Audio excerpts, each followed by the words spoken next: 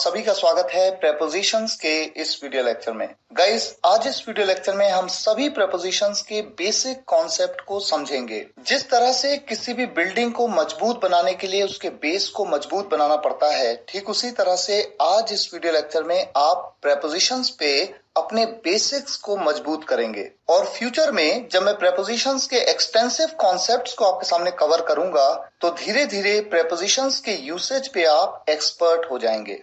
Guys, मैं जानता हूं कि वीडियो लेक्चर थोड़ा लंबा है, लेंदी है। 1 घंटे से ज्यादा का समय आपको लगेगा इस वीडियो लेक्चर को पूरा देखने में और एक एक प्रेपोजिशन को समझने में, लेकिन यहाँ पर आपके पेशेंस की परीक्षा है।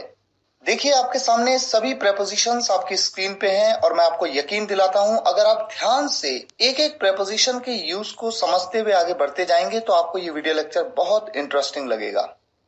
शुरुआत करने से पहले देखिए, कुछ सेंटेंसेस आपके सामने हैं, फिल इन द ब्लैंक्स के क्वेश्चंस हैं इनफैक्ट, और आपके सामने ब्रैकेट में प्रेपोजिशंस लिखे हुए हैं ऑप्शंस के तौर पे।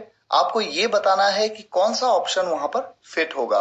ऐसा हो सकता है कि यहाँ पर जो ऑप्शंस मैंने आपको दिए हैं प्रेपोजिशंस के, हो सकता है कि एक प्रेपोजिशन सही हो, या फिर 2 प्रेपोजिशन सही हो, या फिर तीनों प्रेपोजिशन वहां पर उस सेंटेंस में फिट हो सकते हो अलग अलग सेंस में। इस वीडियो लेक्चर के एंड में मैं आपको ये बताऊंगा कि इन ऑप्शंस में से कौन सा ऑप्शन या कौन से ऑप्शंस सही हैं और कौन गलत हैं।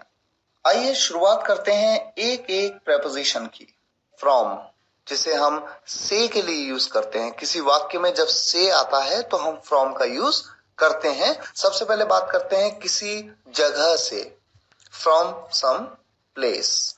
एग्जाम्पल्स के माध्यम से देखिए, मैं देहरादून से आ रहा हूं। देहरादून एक जगह है, वहां से। मैं देहरादून से आ रहा हूं, I am coming from Dehradun.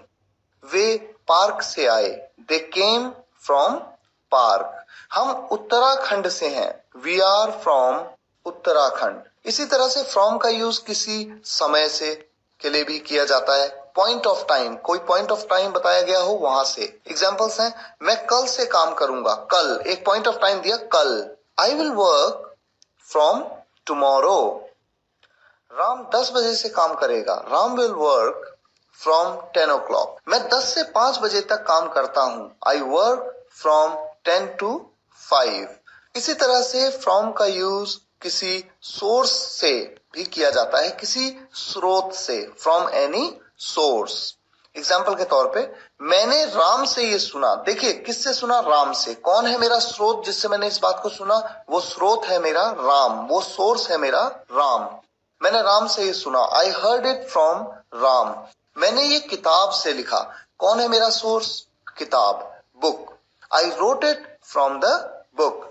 वो दुकान से खरीद रहा है। कहां से खरीद रहा है? दुकान से। कौन है उसका सोर्स? दुकान।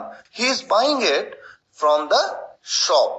वो दुकान से ये खरीद रहा है। Off, O double F, off. देखिए, किसी सतह से अलग होना। किससे? सतह से। जब कोई ऑब्जेक्ट किसी सतह से, O double F, off, from the shop. वो दुकान से ये खरीद रहा है। Off, O double F, off. देखिए, किसी सतह से अलग होना। किससे? सतह।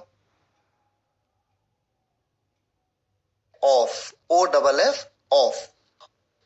देखिए, किसी सतह से अलग होना। किससे? सतह से। जब कोई ऑब्जेक्ट किसी सतह से अलग होता है तो वहां पर ऑफ का प्रयोग किया जाता है। ये बात उदाहरण के माध्यम से आप बेहतर समझ पाएंगे। अगर मैं कहूं कि पेन को टेबल से उठा लो, कहां से उठा लो? टेबल से। तो देखिए, जब पेन को उठाया जाएगा तो वो टेबल की सतह से अलग होगा। तो यहां पर से के लिए ऑफ का यूज किया जाना चाहिए। इसी तरह माना मैं कहूं कि बंदर पेड़ से कूदा, तो पेड़ से कूदा। जब वो पेड़ से कूदेगा तो बंदर पेड़ की सतह को छोड़ेगा। तो पेड़ से, यहां पर से के लिए ऑफ का यूज होना चाहिए।